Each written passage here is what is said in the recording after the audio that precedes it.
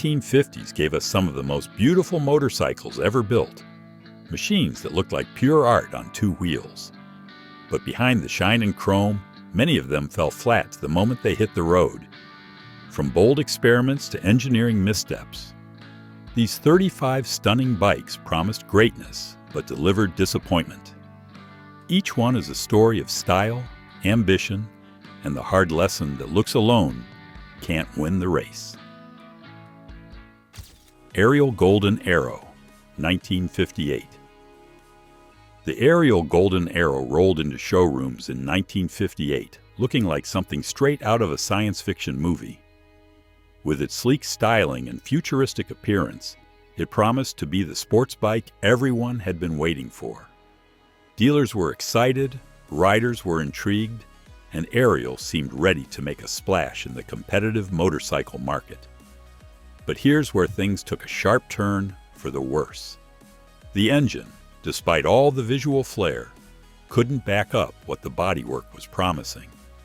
Acceleration was painfully weak, leaving riders wondering if they'd accidentally bought a very expensive bicycle instead. If slow and steady wins the race, this bike was training for a marathon nobody signed up for.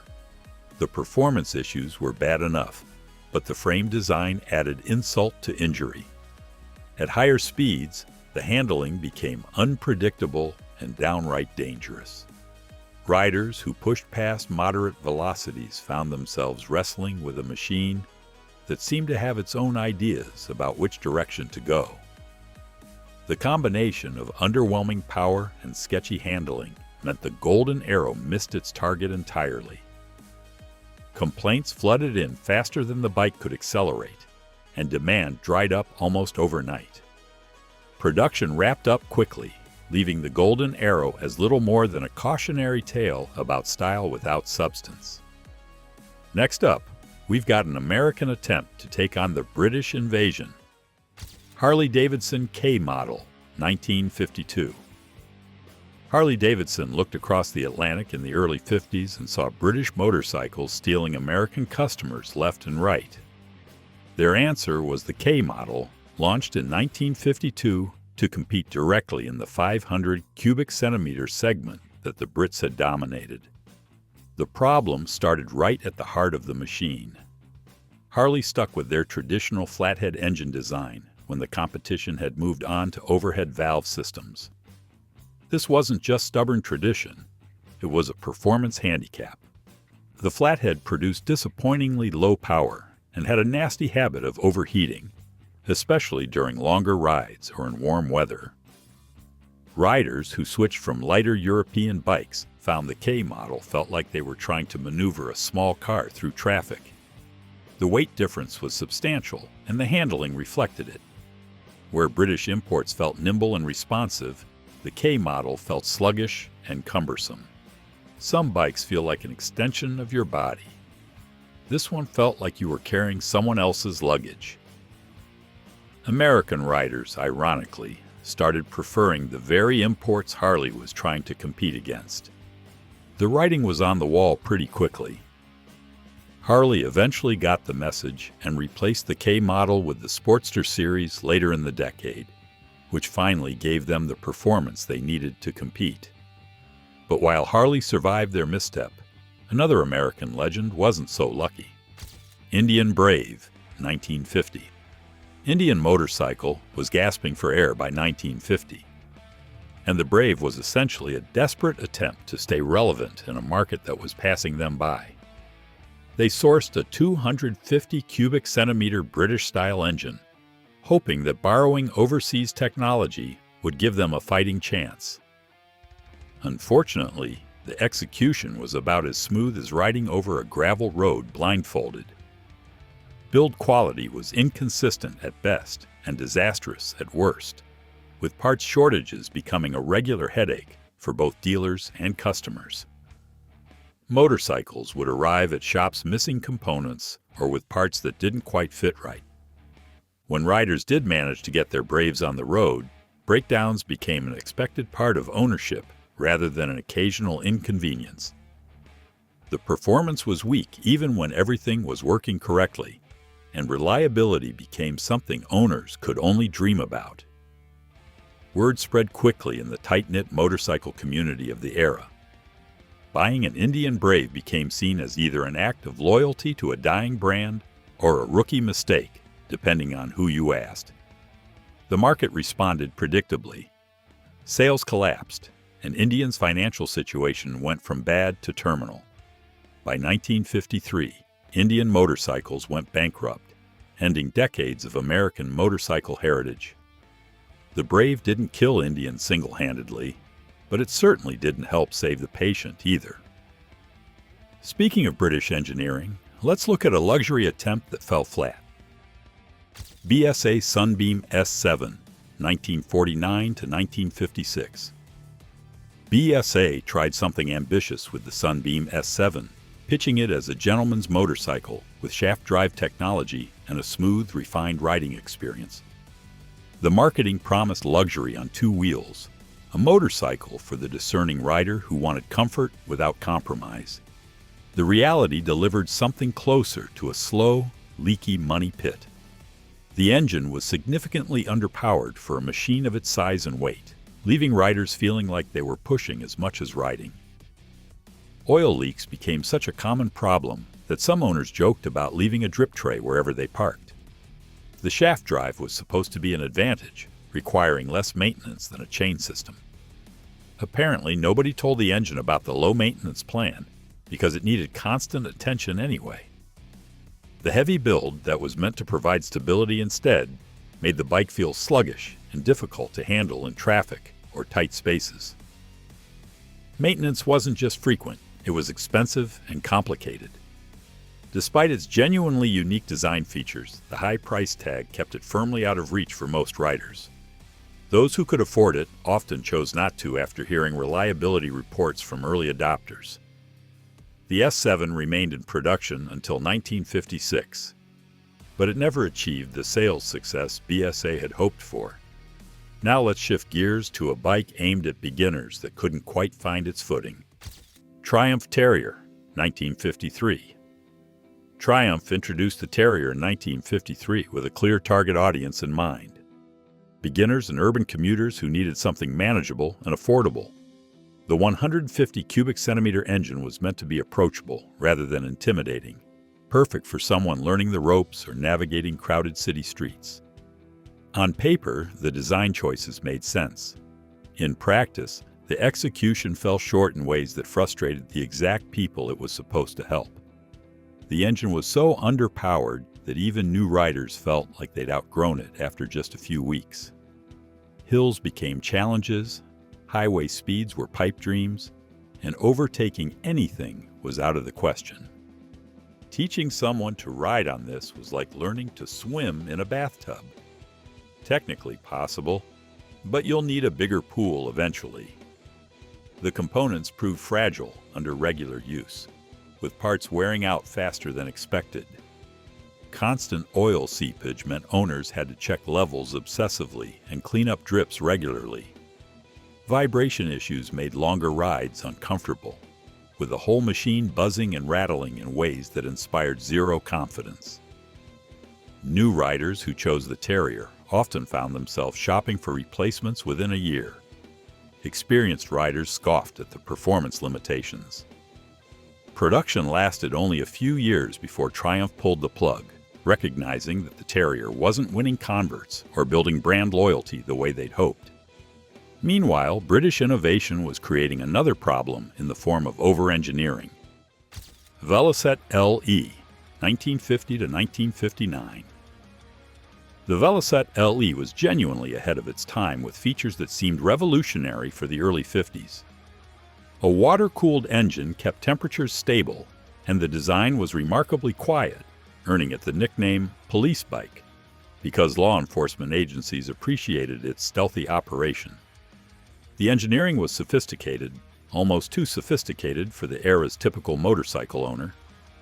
That advancement came with a steep learning curve for maintenance and repairs. The water cooling system, while effective, was complex enough that many mechanics outside specialized shops struggled with it. Average riders who liked to do their own basic maintenance found themselves completely out of their depth. When something went wrong, and things did go wrong, fixing it became an expensive ordeal. The performance numbers didn't help justify the complexity either. Acceleration was leisurely at best, painfully slow at worst. The top speed wouldn't impress anyone who'd ridden practically anything else on the market. For all its technical innovation, the LE felt slow and underwhelming to actually ride. It was like bringing a scientific calculator to a math test and still getting a C-. The result was predictable. Regular consumers stayed away in droves. Police forces and postal services, who valued reliability and quietness over excitement, became the primary customers. The LE carved out a niche market but never achieved the mainstream success Velocette hoped for. Let's jump across to Germany, where engineering pride met marketplace reality. NSU Console 2, 1953. German engineering has a reputation for precision and reliability, which made the NSU Console 2's failures all the more surprising.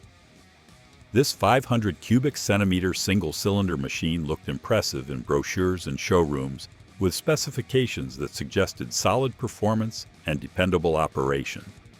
Once owners got them home and started racking up miles, a different picture emerged. Oil leaks appeared with frustrating regularity, marking parking spots and driveways like the bike was leaving a trail of breadcrumbs. The electrical system proved equally problematic, with failures that ranged from annoying to ride-ending, depending on what decided to quit working. Riders who pushed the bike to higher speeds discovered another unpleasant surprise. The frame vibrated so intensely that it felt like sitting on an industrial paint mixer. Longer rides at speed became endurance tests, with riders arriving at their destinations feeling like they'd been in a boxing match. The vibrations weren't just uncomfortable, they contributed to loosening components and accelerating wear throughout the machine. Within Germany, NSU had enough brand loyalty and dealer support to move some units. Export sales told a different story entirely. International buyers had plenty of alternatives that didn't shake themselves apart or leak constantly. Without strong overseas demand, production numbers couldn't justify continuation. The Console 2 was quietly discontinued, becoming one of those models that damaged brand reputation more than it enhanced it. Next, we'll look at an Italian sports bike that needed more than good looks. Moto Guzzi Iron Sport, 1950 to 1956. Italy's Moto Guzzi brought the Airone Sport to market with confidence, backed by sporty styling and a lightweight frame that promised agile handling. In the Italian market, where narrow streets and spirited riding were part of daily life, it initially found an appreciative audience. The engine produced reasonable power for its class, enough to keep things interesting on winding roads and country highways. But that engine had a particular personality that required constant attention from its owner. Frequent tuning became part of the ownership experience, not an occasional task. Riders who weren't mechanically inclined found themselves making regular trips to mechanics, watching their wallets thin out with each visit. Extended use revealed deeper problems that test rides couldn't expose. The gearbox developed issues that made shifting less precise over time, sometimes refusing to engage properly or popping out of gear unexpectedly. Clutch problems joined the list of common complaints, adding another maintenance headache to an already demanding machine. Some motorcycles are high-maintenance companions. This one was basically a needy house guest who wouldn't leave. As the decade progressed, newer models from competitors arrived with more power, better reliability, and less demanding upkeep requirements. The Airone Sport, which had seemed competitive at launch, started looking outdated and troublesome by comparison. Sales declined steadily until Moto Guzzi decided to put their resources into more promising designs. Production ended in 1956 without much fanfare. Now we turn to a bike that didn't live up to its pedigree. BMW R25/2, 1951 to 1953. BMW had built a reputation for building solid, dependable motorcycles, which made the R25/2's lukewarm reception somewhat puzzling at first glance. This single-cylinder commuter bike was mechanically sound and generally reliable, checking the basic boxes that practical riders cared about. The problem wasn't what it did wrong, so much as what it failed to do right. Riders who chose BMW expected a certain level of performance and excitement, even in a commuter model. The R25/2 delivered neither, plodding along competently but uninspiringly. For the price premium that came with a BMW badge, customers wanted more than just reliable transportation. The suspension technology felt dated compared to what other European manufacturers were offering in the same period. Competitors had moved forward with improvements that made rides smoother and handling more responsive. The R25/2 felt like it was stuck in the previous decade, which isn't what you want in a rapidly evolving market. BMW's own lineup eventually overshadowed it.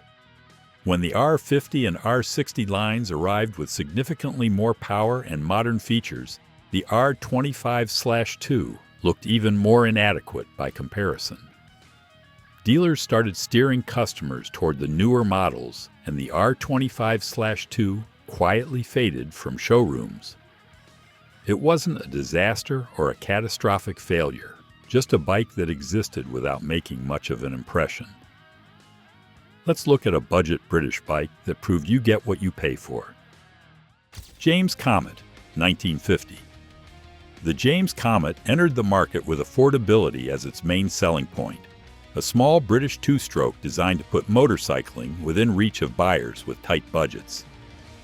Being inexpensive meant cutting corners somewhere, and the Comet cut them in places that mattered. The bike was extremely light, which sounds like an advantage until you realize it came at the expense of power. The engine was so underpowered that even basic everyday riding felt like a struggle. Gentle hills became obstacles, headwinds turned into battles, and carrying a passenger was practically out of the question. Calling it underpowered was generous. Calling it powered at all was optimistic. Build quality varied wildly, depending on which production batch your particular bike came from. Some owners got units that held together reasonably well. Others got motorcycles that seemed to fall apart if you looked at them wrong. This inconsistency made buying a Comet something of a gamble, and word spread through buyer networks about the quality lottery. Export success remained limited because international markets had their own budget options that offered better value propositions. Competition from other budget-focused manufacturers offered similar prices with more consistent quality and better performance. The Comet couldn't compete on any front except pure initial cost, which wasn't enough to sustain production. The model ended early in the decade, forgotten by everyone except the unfortunate few who'd bought one. Next up is a bike that tried too hard to be different. Ariel Leader, 1958. Ariel pushed boundaries with the Leader in 1958, creating one of the first fully enclosed motorcycles with styling that looked more like a spaceship than a traditional bike. Built-in storage compartments and aerodynamic panels made it stand out in showrooms, attracting curious riders who appreciated innovation. The engineering was genuinely forward-thinking, attempting to solve problems that most manufacturers hadn't even acknowledged yet. Weather protection was excellent, storage was practical, and the modern design turned heads wherever it went. Then reality set in for owners who experienced even minor accidents or scrapes. Those beautiful aerodynamic panels that made the bike look so distinctive became expensive nightmares to repair or replace. A simple parking lot tip-over could result in repair bills that made owners seriously reconsider their life choices. It was like wrapping a motorcycle in fine china and hoping for the best. The enclosed design also made routine maintenance more complicated than traditional bikes, requiring panels to be removed just to access basic components. Mechanics charged extra time for jobs that took minutes on conventional motorcycles. Despite all its innovation and practical advantages, the riding public wasn't ready to abandon traditional motorcycle aesthetics. The Leader was too different, too expensive to maintain, and too impractical for the realities of motorcycle ownership in the 50s. Sales remained disappointingly slow throughout its production run, proving that being ahead of your time isn't always an advantage. Moving to a more conventional design that still managed to disappoint. Royal Enfield Ensign, 1952. Royal Enfield developed the Ensign as a straightforward commuter motorcycle without frills or unnecessary complications, targeting budget-conscious riders who needed basic transportation. The two-stroke engine was chosen for its simplicity and lower production costs, which should have made it perfect for the intended market. Instead, the engine became the source of the bike's biggest problems. Fuel efficiency was surprisingly poor for such a small displacement, burning through petrol faster than many larger four-stroke competitors. The noise level was another issue entirely, with the two-stroke producing a harsh grating sound that announced your presence to entire neighborhoods. Mechanical problems surfaced quickly once bikes accumulated some mileage. The gearbox proved to be made of components that weren't up to the task of daily use, developing issues that made shifting difficult or impossible. Clutch failures joined the list of common complaints, leaving riders stranded or facing expensive repairs on a motorcycle they'd bought specifically because it was supposed to be affordable. The combination of poor efficiency, reliability problems, and annoying operational characteristics made the Ensign a hard sell even at its low price point. Royal Enfield recognized the mistake relatively quickly and moved on to improve designs that actually delivered on the promise of reliable, economical transportation. The Ensign was quietly forgotten, remembered only as a misstep in an otherwise respectable lineup. Next comes a British bike with an unusual layout that couldn't find its audience. Douglas Dragonfly, 1955. Douglas built the Dragonfly around a horizontally opposed twin-cylinder engine, the same basic layout that BMW had used successfully for years. The engine configuration delivered smoothness and relatively quiet operation, advantages that should have appealed to riders tired of vibrating single-cylinder thumpers. Unfortunately, the rest of the package couldn't capitalize on that smooth engine. The power-to-weight ratio was disappointing, with the bike feeling sluggish and unresponsive compared to competitors in its class. Some bikes feel quick and nimble. This one felt like it was perpetually tired and needed a nap.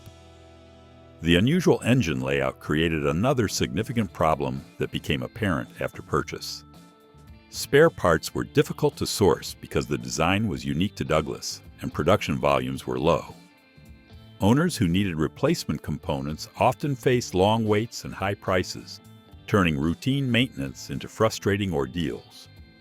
Riders in rural areas or smaller towns had it worse, with local mechanics sometimes refusing to work on the unfamiliar engine design. The Dragonfly never connected with buyers in meaningful numbers despite its smooth operation and decent handling characteristics. Douglas was already struggling financially, and the Dragonfly's poor sales performance pushed the company closer to the edge. Production ended without much notice, and Douglas Motorcycles shut down entirely shortly after. The Dragonfly became a footnote in British motorcycle history, remembered mainly by enthusiasts of obscure designs. Now we look at a lightweight that couldn't handle the weight of expectations. Francis Barnett Falcon, 1954. Francis Barnett marketed the Falcon as an easy-to-maintain lightweight motorcycle perfect for commuters and casual riders who wanted transportation without complications. The concept was sound enough, but the execution failed in fundamental ways that frustrated owners from day one. Carburetor problems plagued the Falcon from the start, with frequent issues that made cold starting unreliable at best and impossible at worst. Morning commutes became exercises in patience and profanity as riders kicked and kicked, hoping the engine would finally catch. Warm starts weren't much better, with the carburetor seeming to have moods and preferences that changed daily. The build quality reflected cost-cutting measures that went too far. Thin metal parts wore out quickly under normal daily use, developing cracks, breaks, and failures that shouldn't appear on relatively new motorcycles. Components that should have lasted years were giving up after months, turning the Falcon into a money pit for buyers who'd chosen it specifically to save money. Competition from BSA and Villiers-powered bikes offered better reliability and build quality at similar or even lower prices. The Falcon couldn't compete on performance, couldn't compete on reliability, and couldn't even compete on its supposed advantage of easy maintenance. Sales reflected this harsh reality, with buyers choosing almost anything else. Francis Barnett continued producing other models, but the Falcon disappeared quickly and quietly, unmourned by the riding public. Let's examine a big single that vibrated itself out of the market. Matchless G80, 1950 to 1957. Large single-cylinder motorcycles have always had character, but the Matchless G80 had a bit too much character for most riders' taste. Aimed at touring riders who wanted simplicity and power in a straightforward package, the G80 delivered power, but at a significant cost to comfort and refinement. High-speed vibration was severe enough to numb hands and blur vision on longer rides. The big thumping single shook the entire motorcycle at highway speeds, making sustained touring genuinely unpleasant. Riders arrived at destinations feeling like they'd been in a professional massage chair set to earthquake mode. Maintenance requirements were constant and demanding, with the big single needing regular attention to keep running properly. Valve adjustments, oil changes, and general upkeep became frequent tasks that ate into riding time and budgets. Owning one was like having a hobby that required another hobby just to maintain it. The price made matters worse. Matchless charged premium money for the G80, positioning it against smoother twin-cylinder designs that offered more refinement and less vibration. Riders doing the math realized they could get a smoother, more comfortable machine for similar or less money. The market was shifting toward multi-cylinder designs that delivered power without the punishment. By the mid-50s, the big single touring bike was becoming obsolete, and the G80 was caught in that transition. Production ended in 1957 as Matchless recognized that the future belonged to twins and beyond. Speaking of British bikes, let's discuss one that became common despite its flaws. BSA Bantam D1, 1948 to 1953. The BSA Bantam D1 became one of Britain's most recognizable small motorcycles, despite having a reputation that should have killed it. Based on a German design acquired as war reparations, it flooded British roads throughout the late 40s and early 50s. Simple to operate and affordable to buy, it attracted new riders and budget-conscious commuters in large numbers. Then the problems started showing up. Weak ignition systems caused starting problems and unexpected stalling, leaving riders stranded in inconvenient places at inconvenient times. Oiling issues meant the engine either got too much lubrication, smoking like a chimney, or too little, risking serious damage. Quality control varied dramatically between different production runs, creating a situation where some Bantams ran reasonably well, while others were problematic from the first mile. It was like a box of chocolates, except some of the chocolates were actually lumps of coal. Buyers couldn't predict whether they'd get a decent bike or a lemon, which should have destroyed sales but somehow didn't. The sheer volume of production and low price kept Bantams moving out of dealerships despite mounting complaints. Mechanics made good money keeping them running, developing specialties in fixing the common problems.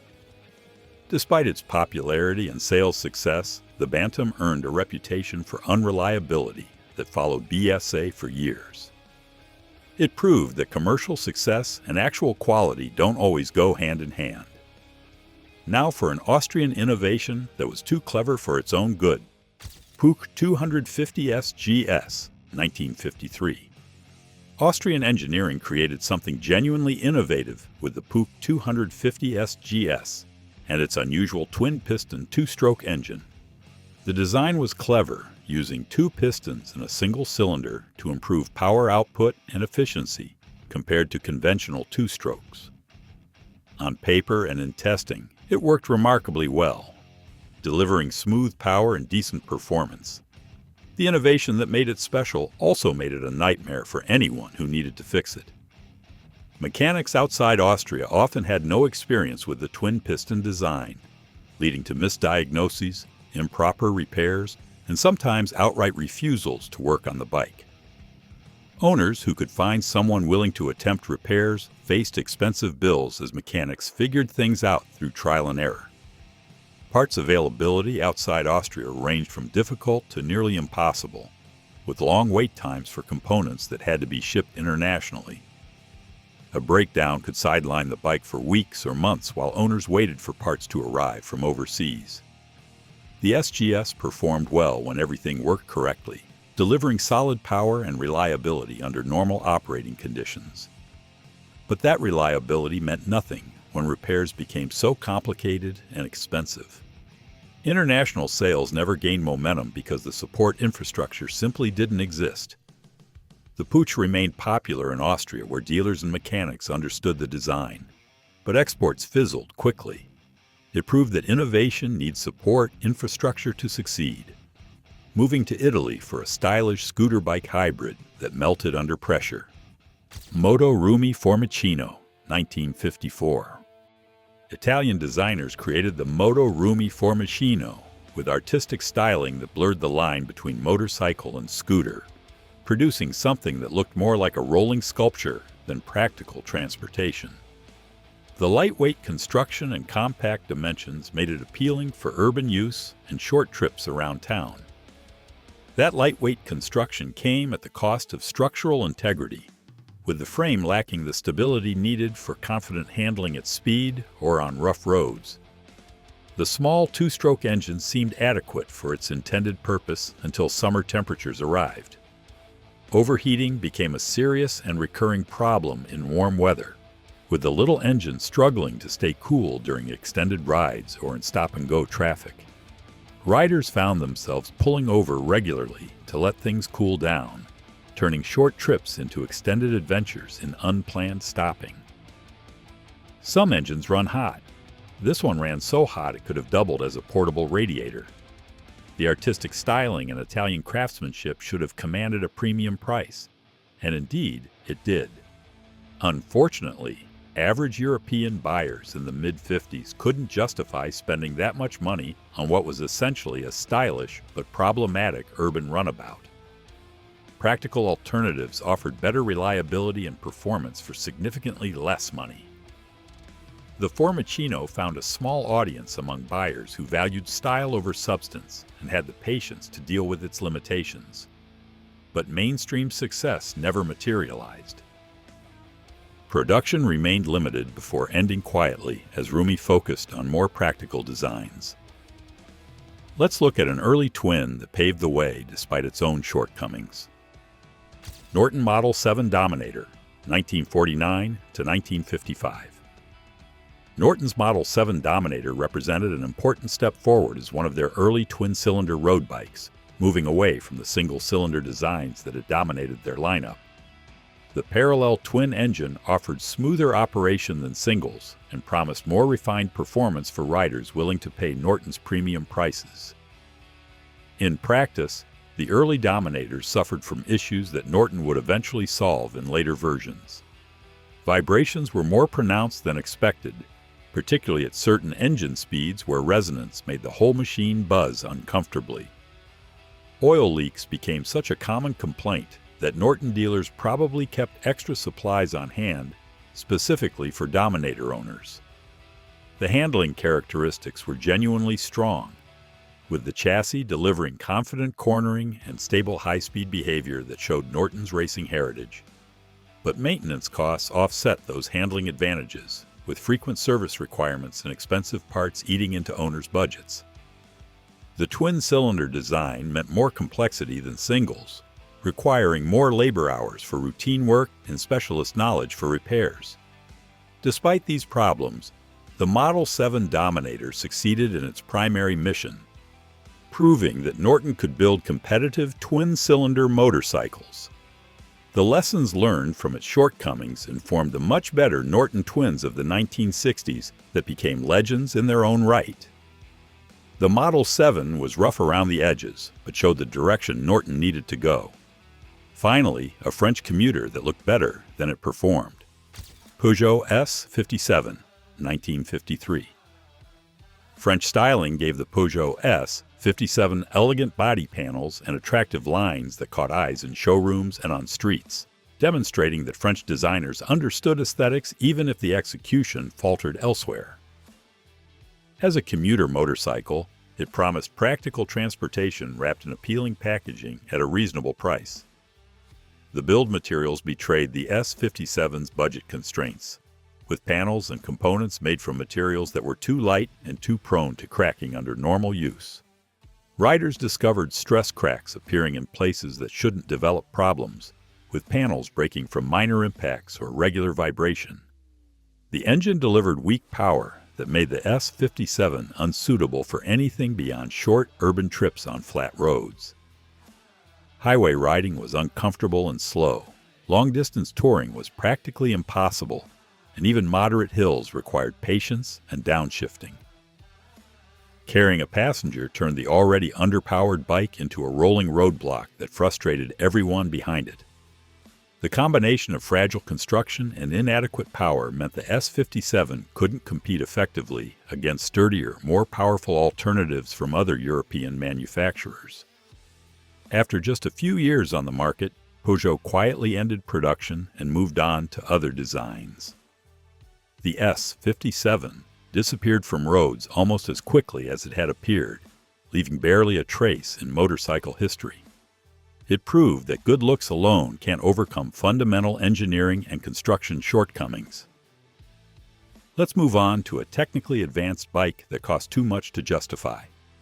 Jawa 500 OHC, 1952. Czechoslovakian engineering produced the Jawa 500 OHC with an overhead cam 4-stroke engine that represented genuine technical advancement for its time and place. The design impressed engineers and motorcycle journalists who appreciated the sophisticated approach to engine building. Production costs told a different story than the impressive specifications suggested. Building these technically advanced engines required precision manufacturing and quality materials that drove expenses higher than Jawa had anticipated. Maintenance proved equally expensive, with the overhead cam design requiring specialized knowledge and tools that many mechanics simply didn't have. Owners faced high service bills even for routine work. It was the motorcycle equivalent of buying a fancy watch and discovering you need a jeweler just to change the time. The gearbox developed a reputation for inconsistent reliability, with some units holding up well, while others failed prematurely in ways that suggested quality control problems during manufacturing. Export success remained minimal because the combination of high purchase price, expensive maintenance, and reliability concerns made it a tough sell in markets where proven alternatives existed. The Jawa name carried weight in Eastern Europe, but meant little to Western buyers who had access to established brands with better support networks. Production ended as Jawa recognized that the 500 OHC couldn't generate the international sales needed to justify its production costs. Now we turn to a German bike that couldn't handle city life. DKWRT 350, 1954. German manufacturer DKW brought solid engineering credentials to the RT350, a mid-size motorcycle that should have appealed to practical riders wanting reliable transportation. The two-stroke engine delivered decent power when conditions were favorable, and the overall design showed the careful attention to detail German engineering was known for. City riding exposed a critical flaw that made the RT350 frustrating for urban commuters. Traffic conditions caused severe overheating problems, with the engine struggling to shed heat during stop-and-go riding. Temperatures climbed uncomfortably high during summer months, making traffic jams genuinely concerning for riders watching their temperature gauges creep upward. Electrical system failures compounded the overheating issues, with components failing in ways that left riders stranded or dealing with intermittent problems that mechanics struggled to diagnose reliably. Some electrical gremlins are annoying. These ones apparently had tenure and weren't going anywhere. The combination of heat sensitivity and electrical unreliability made the RT350 unsuitable for the very urban environment where mid-size motorcycles made the most sense. Rural riders had better options available, and city riders couldn't trust it for daily commuting. DKW eventually shifted focus towards smaller displacement models that handled urban conditions better and didn't suffer the same overheating problems. The RT350 disappeared from production as DKW recognized that mid-size bikes needed to work everywhere, not just on open roads. Let's look at a British twin that looked better than it lasted. AJS Model 20, 1949 to 1958. The parallel twin engine in the AJS Model 20 delivered smooth power and pleasant ride characteristics that made it appealing during test rides and early ownership. Many buyers left dealerships feeling satisfied with their purchase, enjoying the refinement that twin-cylinder designs offered over rougher singles. Extended ownership revealed problems that short-term impressions couldn't expose. Weak clutch components began failing after relatively modest mileage, leaving riders with slipping clutches or complete failures that required expensive repairs. The clutch wasn't an occasional problem or a result of abuse. It was a design weakness that affected most Model 20s given enough time. Oil leaks developed with predictable regularity, marking parking spots and requiring constant attention from owners tired of cleaning up drips and checking oil levels. Loose fittings throughout the motorcycle meant that maintenance included not just scheduled service, but also regular tightening of components that worked themselves loose from vibration. The design itself was attractive and the basic concept sound, but the execution fell short in ways that shortened the motorcycle's functional lifespan. Owners who kept their Model 20s running dealt with ongoing frustration and expense that diminished whatever enjoyment the smooth twin engine provided. Poor long-term durability damaged AJS's reputation during a period when reliability was becoming increasingly important to buyers looking for transportation rather than hobby projects. Now for a high-performance Triumph that needed more development time. Triumph Tiger 100, 1953. Triumph positioned the Tiger 100 as a high-performance version of their standard line, promising more power and sportier handling for riders wanting excitement. The marketing emphasized performance capabilities that would appeal to enthusiastic riders willing to pay extra for added speed.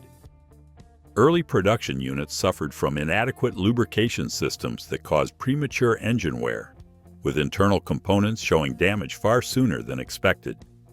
The poor lubrication wasn't immediately obvious to new owners, but revealed itself over time as engine noise increased and performance degraded.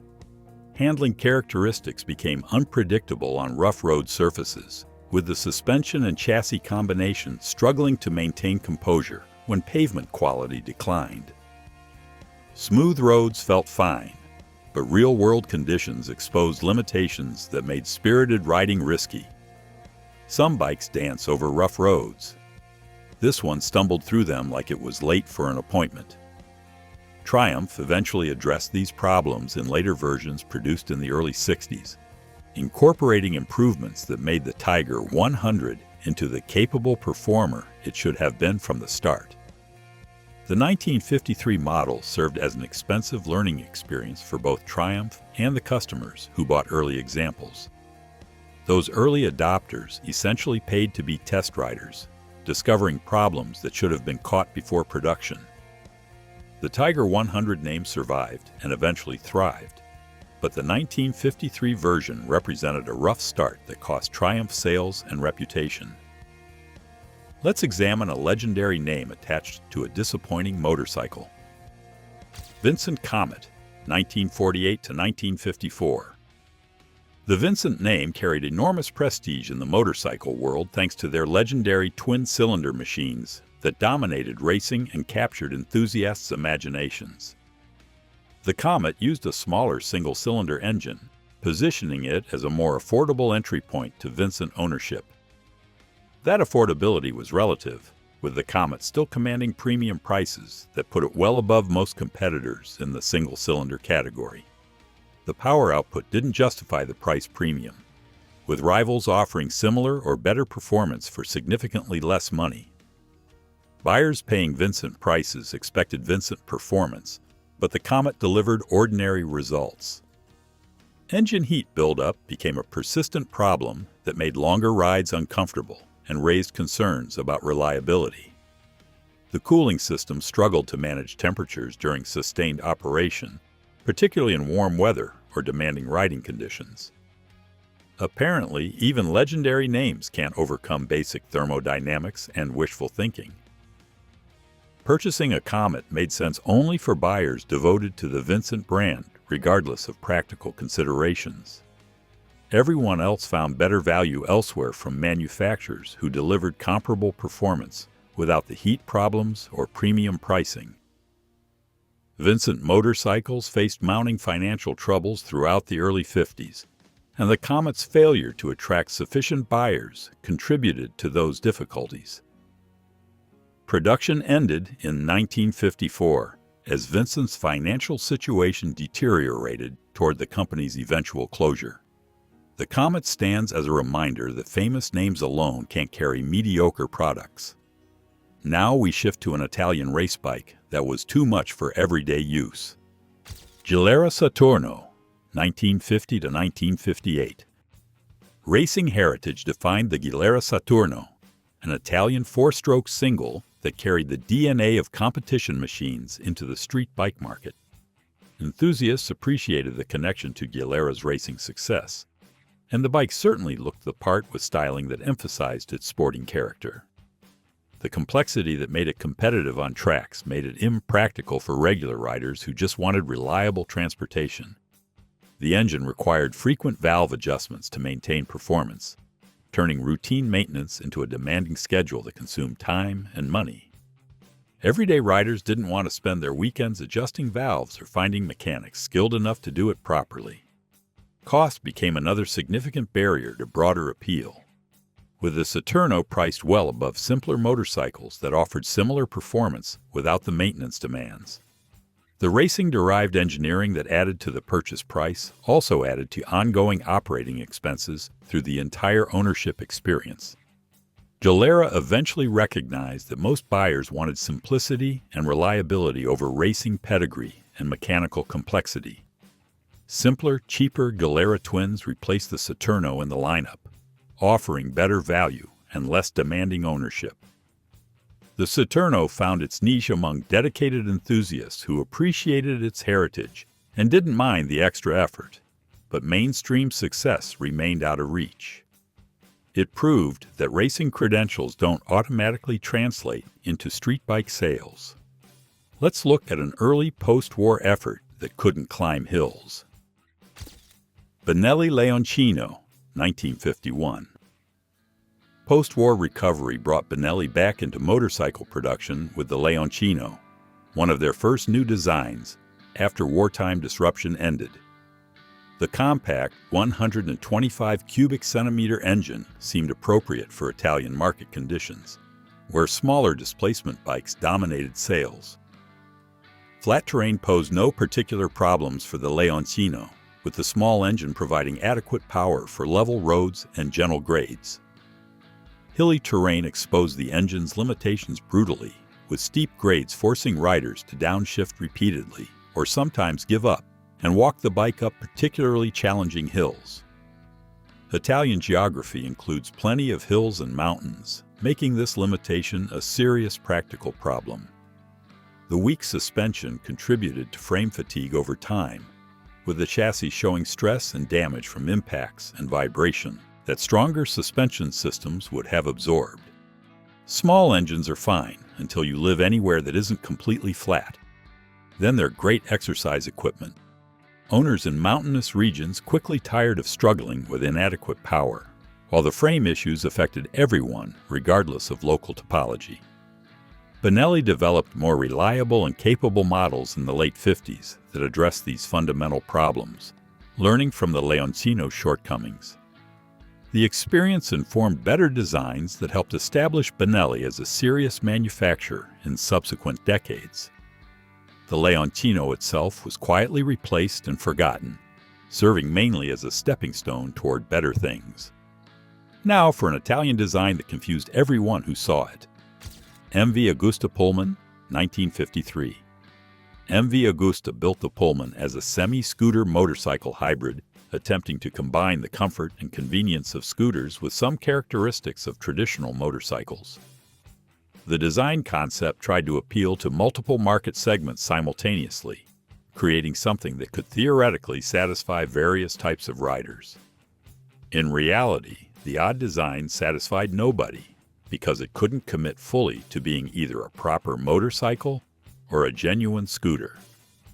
Traditional motorcycle riders dismissed it as too scooter-like, lacking the character and performance they expected. Scooter buyers found it too motorcycle-like, missing the full weather protection and step-through convenience that made scooters appealing. The engine produced noticeable vibrations that made longer rides uncomfortable, while the gearbox generated noise that suggested poor refinement and quality. Neither issue was severe enough to cause mechanical failure, but both were annoying enough to damage the riding experience. Trying to be two things at once usually means being neither thing particularly well, and the Pullman proved that theory conclusively. Sales remained weak from the start as potential buyers struggled to understand who the Pullman was actually designed for and what problem it solved. MV Agusta ended production quickly after recognizing that the market didn't want hybrid designs that compromised in both directions. The Pullman disappeared without leaving much impact beyond serving as a cautionary tale about trying to split the difference between different vehicle categories. Let's examine a heavy German bike that earned an unflattering nickname. Zündapp KS 601, 1951. German craftsmanship produced the Zündapp KS 601, a large twin-cylinder motorcycle that earned the nickname the Green Elephant from riders who experienced its considerable bulk. The build quality was typically German, meaning solid construction and attention to detail throughout the machine. That solid construction came with substantial weight that made the KS 601 genuinely difficult to maneuver, particularly at low speeds or when parking. Riders needed real physical strength to wrestle it around in tight spaces, or pick it up if it tipped over. Apparently, solid German engineering includes making bikes heavy enough to double as gym equipment. The price positioned it against BMW rivals that offered better performance and easier handling despite similar or even higher weight. Buyers doing direct comparisons between Zündapp and BMW generally chose the more established brand with better performance characteristics. Export sales never materialized in meaningful numbers because the KS601 offered no compelling advantages over better-known alternatives while being harder to service outside Germany. Parts and expertise remained concentrated in the domestic market, making international ownership impractical.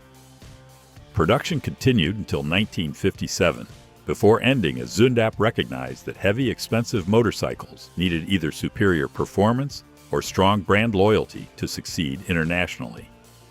The KS601 had neither, leaving it as a curiosity remembered mainly for its memorable nickname.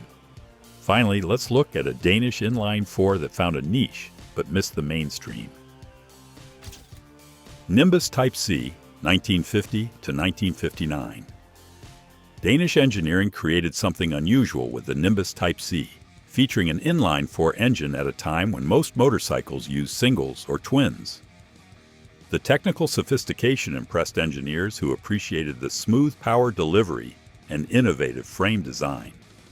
That technical soundness couldn't overcome styling that looked dated even when the bike was new, appearing more like a design from the previous decade than a contemporary machine. The inline-four configuration produced average performance despite its complexity, leaving buyers wondering why they should accept the added maintenance complexity of 4 cylinders without getting exceptional power or speed in return. The engineering was competent, but the results were underwhelming, a combination that doesn't inspire purchases. Police forces and postal services found the Nimbus appealing for its reliability and smooth operation in demanding daily use, creating a steady but limited market.